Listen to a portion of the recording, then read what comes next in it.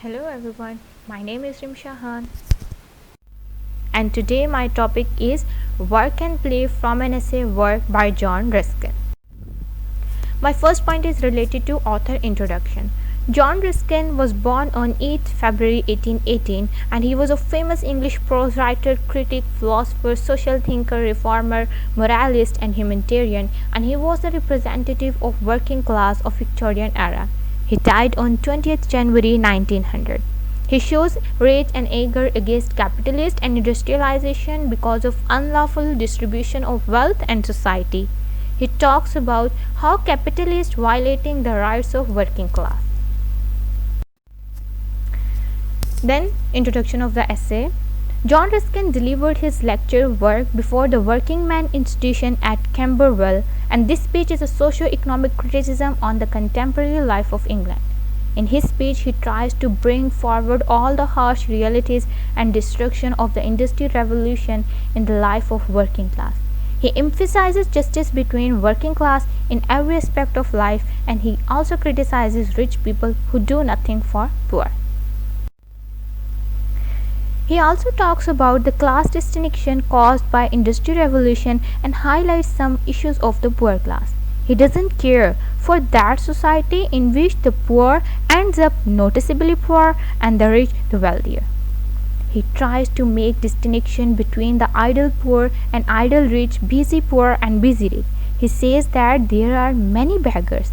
They are as lazy as they have 10,000 years, and there are many rich men as busier than their servants. Here he gives us few recommendations for healthy society, as he says that if poor class abuse and criticize poor class, there would be nothing wrong, or if any class, whether rich or poor class, abuse and criticize within class, there would be nothing wrong. But unfortunately, both rich and poor classes are natural enemies, and these classes only look for the fault of other class. He says that poor class consider rich as their enemy and want to sack their houses and divide their wealth. They think that they are corrupt and use unfair and illegal ways to earn money, while rich class use disgusting language of the wrongdoing and foolish of the poor people and considers poor class as lazy class.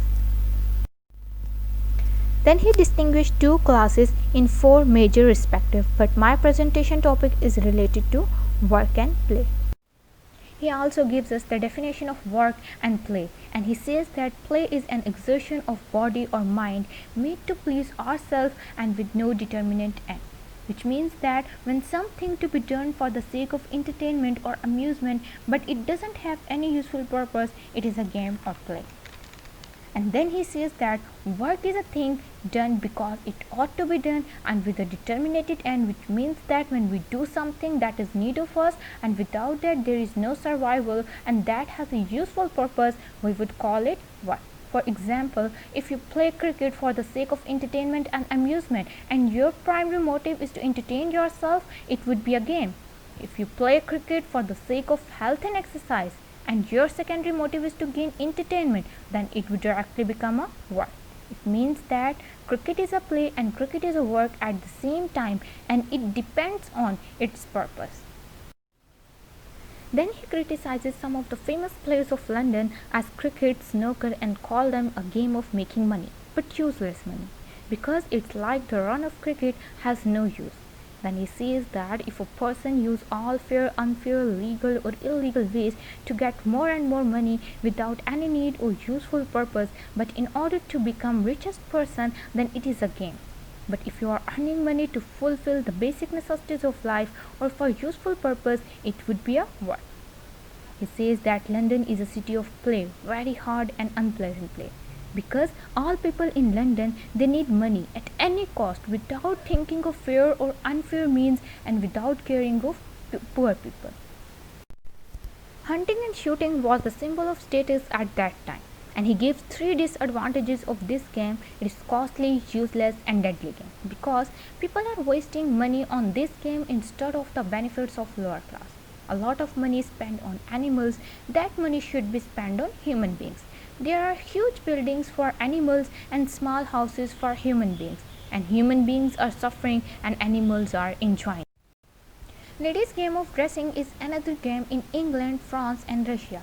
He says that I am not against it if you follow certain rules.